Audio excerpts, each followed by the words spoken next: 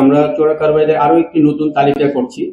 আমাদের স্বরাষ্ট্রমন্ত্রী মহোদয় এবং রিজন কমান্ডার মহোদয় আমাদেরকে নির্দেশ দিয়েছেন যেন আমরা নতুন করে তালিকাটা করি, যে তালিকাটা সম্পূর্ণ প্রভাব মুক্ত হবে, কাউকে দ্বারা আমরা প্রভাবিত হব না, সেভাবে তালিকা তৈরি করবো ইনশাল্লাহ। আমাদের সতর্কতা অবশ্যই আছে। আপনারা যদি একটু পর্যালোচনা করেন বা দেখে থাকেন যে কোনো সময়ের তুলনায় এই মুহূর্তে এই মায়ানমার সীমান্তে বিজিবির সংখ্যা সবচেয়ে বেশি। অতীতে কখনোই এত বেশি সংখ্যা ছিল না। আমরা সামনে নিয়ে গিয়েছি বিওপি গুলোতে।